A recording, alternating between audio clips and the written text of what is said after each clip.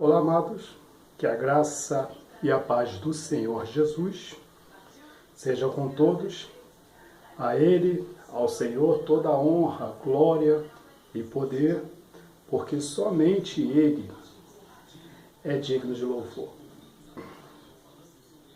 Eclesiastes, no capítulo 12, no versículo 1, é um versículo, de fato, bem conhecido no meio do povo evangélico, ou também do povo que não seja evangélico, mas que tem o costume de ler as Sagradas Escrituras.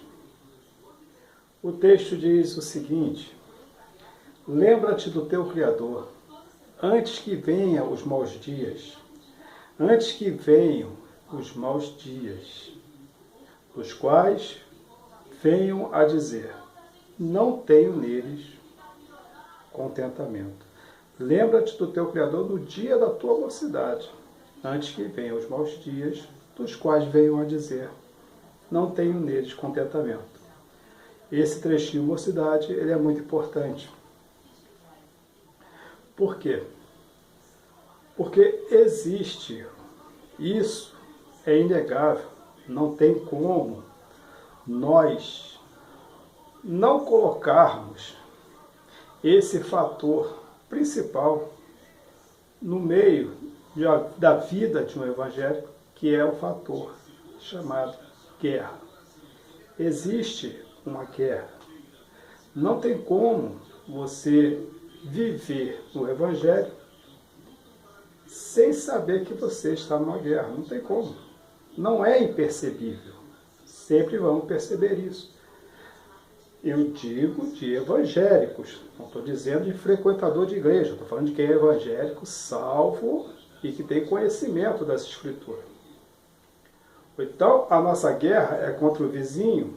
Não. A nossa guerra é contra o pecador? Não. E já que estamos na moda, a nossa guerra é contra gay? Não. Nossa guerra não é contra a carne nem contra o sangue, diz a palavra do Senhor. A nossa guerra é contra as hortes do mal. Essa guerra é contra Satanás. Se nós temos uma guerra contra ele, certamente ele tem uma guerra contra nós. Ele tem uma guerra até mesmo com quem não é contra ele, porque ele não se preocupa com ele. Ainda mais com os que declaram guerra contra o pecado, porque o pecado é a arma principal de Satanás. Então, pensando nessas coisas e elaborando as suas estratégias, porque Satanás não é bobo, ele é um ser super inteligente, com uma inteligência que você não pode nem jamais imaginar. Ele vai fazer de tudo para que o homem não chegue ao conhecimento da verdade. E fazendo com que a pessoa viva no pecado, certamente aquela pessoa não vai conhecer a verdade. E fazendo com que as pessoas que cheguem a ter uma vida de pecado, e ele trazendo prazer a essas pessoas através do pecado, certamente essa pessoa não vai querer chegar à verdade, a não ser se ela seja confrontada e ela fizer uma comparação e ver que o evangelho é melhor do que o pecado. Então a preocupação de Satanás ela não está nem tanto nos que estão fora do evangelho, mas a preocupação dele está nos que estão dentro do evangelho. E esse versículo de Eclesiastes, no capítulo 12, no versículo 1, ele é um aviso importante. Por quê? Porque Satanás ele vai começar a confrontar o ser humano ainda na sua infância. Só que na infância não vai ser tão fácil para ele tirar uma criança da igreja, porque, querendo ou não, a criança vai ter que ir para a igreja com seus pais, que os pais não vão deixar a criança em casa sozinha. Mas ele já começa a maquinar pensamentos nessa criança, para que lá na frente, quando ela chegar nesse período que Eclesiastes fala, nos dias da tua mocidade, ali Satanás vai trabalhar na cabeça da pessoa. É na adolescência e mais detalhadamente falando, vai ser nos estudos, no ensino médio, que tem uma grande arma de Satanás. É uma verdadeira fábrica de ateus. As crianças, elas crescem na igreja. Elas frequentam a escola dominical. Elas têm conhecimento de Bíblia, embora o conhecimento às vezes não seja nem tão grande, porque ela não tem tanto interesse. Mas ela tem algum conhecimento, ela sabe alguma coisa. E aquilo ali está no coração dela, que Deus criou todas as coisas. E lá no ensino médio ele vai ser bombardeado pelas ciências humanas. Ele vai ser bombardeado pelas doutrinas de Darwin, do postulado de Darwin. Ele vai ser bombardeado pela evolução. Para quê? Para fazer um confronto de criação. E vai chegar na cabeça desse adolescente o seguinte: quando ela era criança, eu via pessoas na igreja falando que Deus criou todas as coisas. Mas eram apenas pessoas. Em muitas igrejas, pessoas humildes, que dão aula na escola dominical. E Satanás vai botar na cabeça dele um confronto.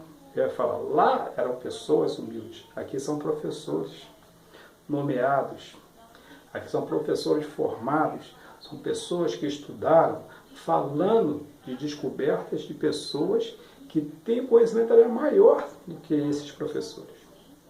Ele vai falar em quem devo acreditar.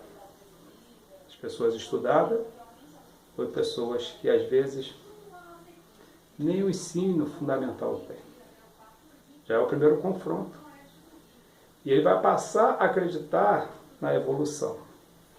E para ainda dar ainda mais uma reforçada, para tornar realmente essa criança ateu, ainda vai vir ainda filosofia, sociologia, até mesmo geografia, tudo falando de Darwin.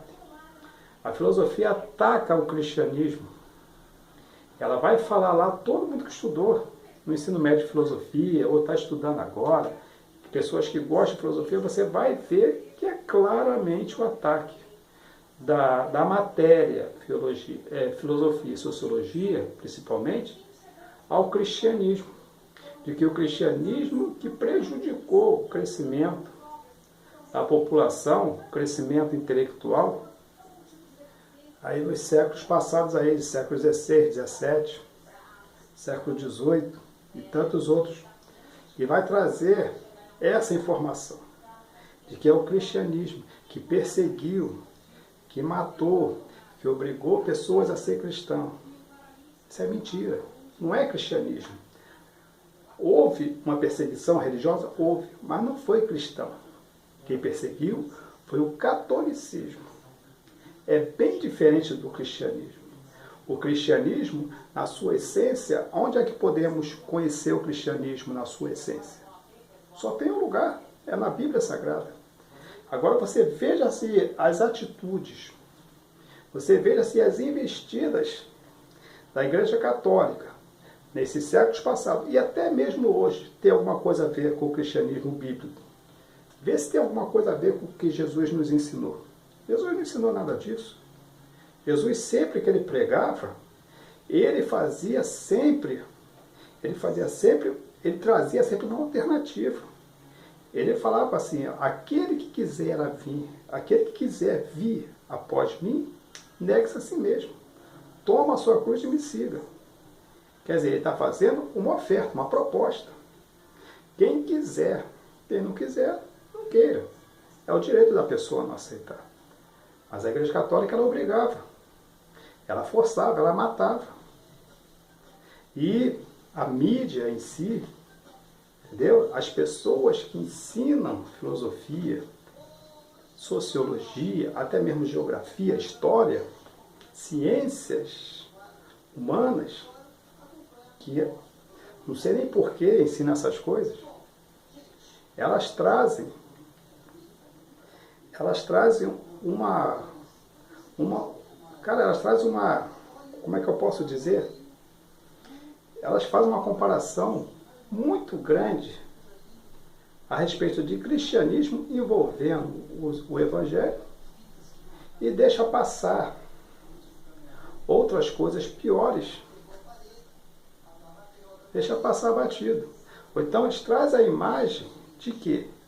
De que o Evangelho, as igrejas em geral, principalmente a igreja evangélica, de que a humanidade foi prejudicada pela religião. Foi prejudicada pela Bíblia. Essa que é a intenção deles. E a Bíblia não tem nada a ver com isso. O Evangelho não tem nada a ver com isso. O Evangelho ele é puro.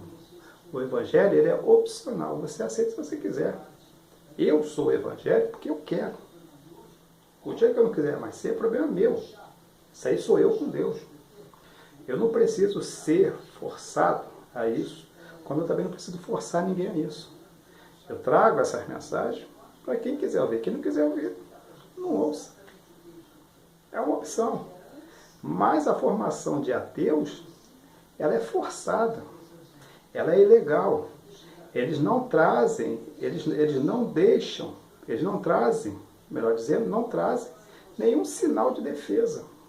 Eles apenas falam, afirmam e colocam isso na cabeça das pessoas. Tanto é que hoje, se uma pessoa se declarar evangélico numa faculdade, aquela pessoa vai ter uma dificuldade. Como eu estou indo para a faculdade, e estamos aí para enfrentar a dificuldade. Quando uma pessoa se declara contra a prática homossexual, ele já tem uma arma de ataque, chamando a pessoa de homofóbica. Homofobia. Só porque, no caso, eu sou contra a prática de homossexual. Eu tenho diversos amigos gays, mas eu sou contra. Eles sabem que eu sou contra. São meus amigos. Eu tenho muito mais amigos gays, muito mais amigos gays, que muitas pessoas que vão me assistir. E eu não sou homofóbico, mas eu sou contra. Então, eles não dão defesa. Ele não deixa a explicação. Apenas foi o cristianismo e acabou. E isso ele vem formando ateus. Hoje em dia é fashion ser ateu. Está na moda ser ateu. Está na moda ser ateu. Hoje em dia temer a Deus é uma coisa rara. Hoje em dia acreditar que Deus criou todas as coisas é uma coisa rara. É uma coisa absurda, é uma ignorância. Essa é a grande fábrica de ateus. Grande fábrica de ateus.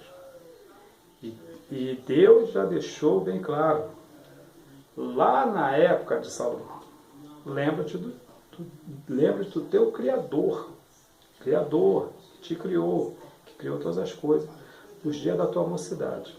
Lembra-te disso, para que quando vier tempos lá na frente, para que não chegue dia dos quais venha dizer, não tenho neles contentamento.